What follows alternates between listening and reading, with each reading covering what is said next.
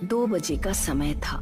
राजन अपने दोस्त अभिमन्यु के साथ मुंबई से दिल्ली अपनी कार से जा रहा था। अभिमन्यु लगातार 9 घंटे से ड्राइव कर रहा था। लगातार ड्राइव करने की वजह से उसे बहुत थकान महसूस हो रही थी। अभिमन्यु, मुझे लगता है कि हमें राजस्थान से शॉर्टकट होकर दिल्ली जाना चाहिए। 2 घंटे पहले ही पहुंच जाएंगे। और वैसे लगातार कार ड्राइव करते करते मेरी हालत खराब हो गई है और ऊपर से पेट्रोल भी बहुत कम हो रहा है। हाँ यार, यहीं कहीं आसपास पेट्रोल पंप भी नहीं दिखाई दे रहा, इसलिए कहता हूँ राजस्थान होते हुए शॉर्टकट ले ले। वहाँ पर जरूर कोई ना कोई पेट्रोल पंप हमें दिख जाएगा। अभिमन्यु ने गाड़ी राजस्थान की ओर जाने वाले हाईवे पर मोड़ ली। लगभग 1 घंटे बाद अर्जुन और अभिमन्यु तेजी से गाड़ी ड्राइव करते हुए माधवगढ़ के एक सुनसान गांव की ओर से गुजर रहे थे कि तभी उनकी नजर एक पेट्रोल पंप पर पड़ी। अचानक अभिमन्यु की कार झटका देते हुए रुक गई। अर्जुन की आंख लग चुकी थी। कार अचानक रुकने से अर्जुन नींद से जागते हुए बोला, क्या हुआ? अरे दिखाई ही नहीं दे रहा है क्या? सामने पेट्रोल पंप है और कार में सिर्फ इतना ही पेट्रोल बचा है कि ये 20 से 30 किलोमीटर दूर ही चल पाएगी। एक पल को तो मुझे लगा जैसे कि एक्सीडेंट हो गया हो। अरे कार मैंने नहीं रोकी अर्जुन, मेरी नजर ही इस पेट्रोल पंप पर पड़ी थी और कार अपने आप झटका देते हुए रुक गई। लेकिन जो भी हुआ अच्छा हुआ, पेट्रोल तो हमें कहीं ना कहीं से डलवाना ही था ना। अभिमन्यु और अर्जुन कार से बाहर निकल आए। उन्होंने देखा उस पेट्रोल पंप पर एक भयानक और अजीब सा सन्नाटा छाया हुआ था। अरे यार, यहाँ तो मुझे कोई नहीं दिखाई दे रहा। कहीं ये पेट्रोल पंप बंद तो नहीं पड़ा? यानी बंद तो नहीं है, क्योंकि सामने ऑफिस तो खुला है और लाइट भी जल रही है। और वो देख, इस पेट्रोल पंप के अंदर तो एक छोटा सा रेस्टोरेंट भी है, उसके अंदर की भी लाइट जल रही है। मगर मुझे लगता है कि उस रेस्टोरेंट के अंदर भी कोई मौजूद नहीं। अरे तो इसमें टेंशन वाली क्या बात है? अपने हाथों से पेट्रोल डाल लेंगे। इतनी रात में कौन देखेगा हमें? क्या पेट्रोल पंप के कर्मचारी ने हमें देख लिया तो वो हमें चोर समझेंगे? पेट्रोल पंप के आसपास इंसान तो क्या, एक चूहे का बच्चा भी नजर नहीं आ रहा। तभी उन दोनों के कानों में पीछे से किसी व्यक्ति की भारी आवाज टकराई। कौन हो तुम? उस आवाज को सुनकर वो दोनों चौंक कर पीछे की ओर देखने लगे। उन दोनों के सामने अजीब से चेहरे वाला एक व्यक्ति खड़ा हुआ था। यार, इसकी शक्ल तो बड़ी भयानक लग रही है। ऐसा लग रहा है जैसे कि शमशान घाट की चिता से अभी अभी उठकर आया हो। हाँ यार, बोल तो तू बिल्कुल सही रहा। मैं खुद पहली नजर में इसकी शक्ल देखकर डर गया था। लेकिन हमें क्या, हमें सिर्फ पेट्रोल डलवाना है और यहाँ से निकलना है। इतना बोलकर अभिमन्यु उस कर्मचारी से बोला, अभी कुछ सेकंड पहले आप कहाँ पर थे? हमें तो आसपास कोई नहीं दिखा था। अपने काम से काम रखो साहब। कहो, किस काम से आए हो? अरे पेट्रोल भरवाना है, टैंक फुल कर दो। अभिमन्यु के कहने पर वो पेट्रोल पंप का कर्मचारी पेट्रोल डालने लगा। तभी अर्जुन की नजर उस पेट्रोल पंप की जमीन पर पड़ी। अर्जुन बुरी तरह से डर गया। अभिमन्यु, अरे नीचे देख, ये तो खून के धब्बे हैं। तभी उन दोनों के कानों में उस कर्मचारी की आवाज टकराई। टैंक फुल हो गया साहब, अब आप लोग जा सकते हैं। वो कर्मचारी देखते ही देखते उन दोनों की आंखों के सामने से गायब हो गया। ये देखकर अभिमन्यु और अर्जुन की आंखें दहशत से फटी की फटी रह गई। अरे लगता है हम दोनों गलत जगह आ गए हैं। वो दोनों तुरंत कार के अंदर बैठ गए। अर्जुन ने अपनी कार हाईवे पर दौड़ा दी। अभिमन्यु को कार ड्राइव करते हुए 1 घंटे से ज्यादा हो गया था, मगर रास्ता था जो खत्म होने का नाम भी नहीं ले रहा था। तभी अचानक अर्जुन की नजर एक और पेट्रोल पंप पर गई। यार, ये पेट्रोल पंप हमें कुछ जाना पहचाना नहीं लग रहा। जरा गाड़ी रोक। अबे पागल हो गया क्या? हैं? हमें यहाँ से निकलना है, देखा नहीं तूने? कि किस तरह से वो पेट्रोल पंप वाला देखते ही देखते हमारी आंखों के सामने गायब हो गया था। अरे मेरी बात को समझने की कोशिश क्यों नहीं कर रहा? एक सेकंड के लिए गाड़ी रोक के तो देख। अर्जुन की बात सुनकर अभिमन्यु ने अपनी कार रोक दी। वो वही पेट्रोल पंप था जिस पेट्रोल पंप से वो लोग भागे थे। आंखें फाड़े उस पेट्रोल पंप को देखे जा रहे थे कि तभी उनके कानों में उसी कर्मचारी की आवाज टकराई।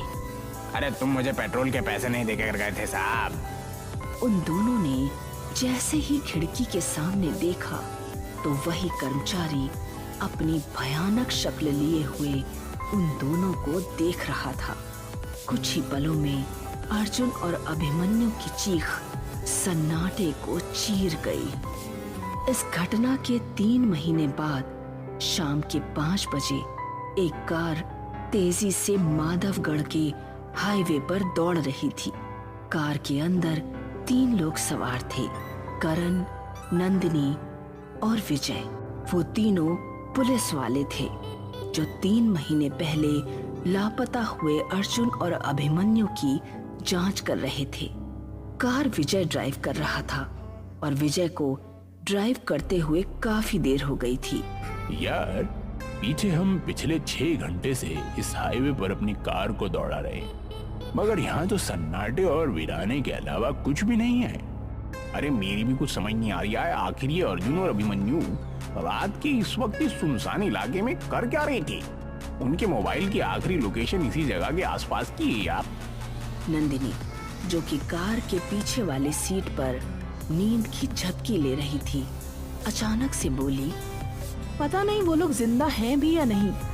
अरे कमोन नंदिनी, ऐसे नहीं बोलते। अभिमन्यु और अर्जुन जैसे भी थे, वो हमारे दोस्त थे। हाँ, 1 नंबर के रिश्वतखोर। अरे लोग मुझे आकर शिकायत करते थे उनके बारे में। तो तुम क्या चाहती हो? अगर वो दोनों रिश्वत लेते थे तो क्या उनकी छानबीन नहीं की जाए कि आखिर वो कहाँ लापता हो गए? क्या विजय ठीक कह रहा है नंदिनी। डिपार्टमेंट में हर दूसरा आदमी रिश्वत लेता है और हर कोई तुम्हारे जैसा ईमानदार नहीं होता। तभी कार बुरी तरह से झटका देती हुई अचानक रुक गई। विजय को ऐसा महसूस हुआ जैसे कि कार किसी अदृश्य वाहन या किसी दीवार से टकराई हो। विजय का शरीर पसीने से नहा उठा। करण और नंदिनी भी बुरी तरह से घबरा गए। क्या हुआ? कार किससे टकराई? नहीं नंदिनी, कार अचानक झटका देते हुए रुक गई। तभी करण की नजर एक पेट्रोल पंप पर पड़ी। यार वो देखो, सामने पेट्रोल पंप है। क्यों ना हम उस पेट्रोल पंप पर जाकर पूछताछ करें?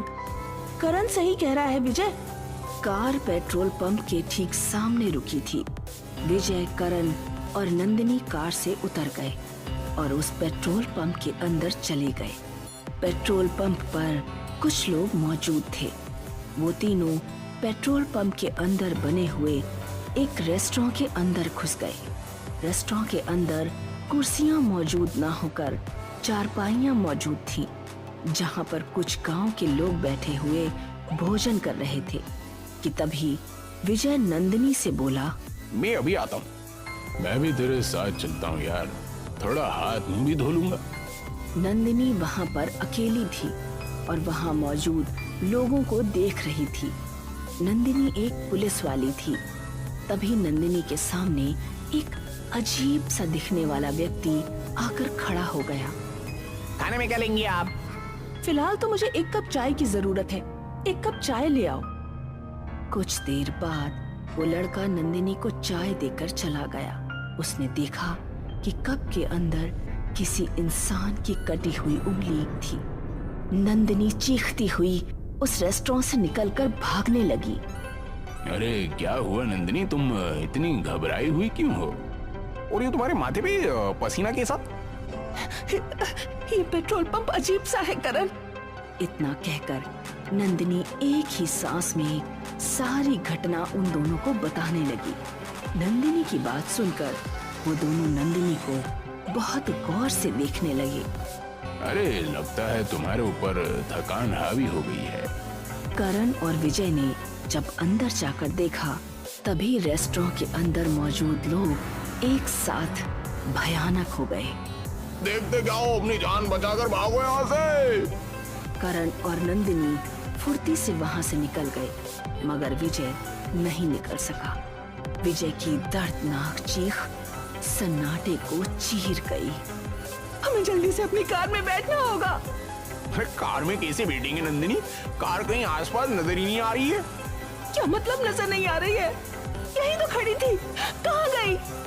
अरे हम दोनों को अब बातें करने में अपना वक्त बर्बाद नहीं करना चाहिए। जितनी तेज भाग सकते हो मेरा हाथ पकड़कर भागो। वो दोनों उस पेट्रोल पंप से दूर भागने लगे। वो दोनों बहुत देर तक हाईवे पर दौड़ते रहे। उन दोनों की सांस फूलने लगी। तभी नंदिनी चीखती हुई करण से बोली, अब तो उसी जगह वापस आ गए हैं करण। ध्यान से देखो, हम दोनों ने यहीं से तो भागना शुरू किया था। वो सामने पेट्रोल पंप है। करण की सांसें हलक में अटक कर रह गई। वो ठीक उसी पेट्रोल पंप के सामने ही थे। तभी उन दोनों के कानों में विजय की आवाज टकराई। अरे तुम दोनों मुझे अकेला मरने के लिए छोड़ गए? विजय एक भयानक शक्ल में क्रोध भरी नजरों से उन दोनों को देख रहा था। तुम दोनों को मुझे भी साथ लेकर चलना पड़ेगा। तभी उन दोनों के कानों में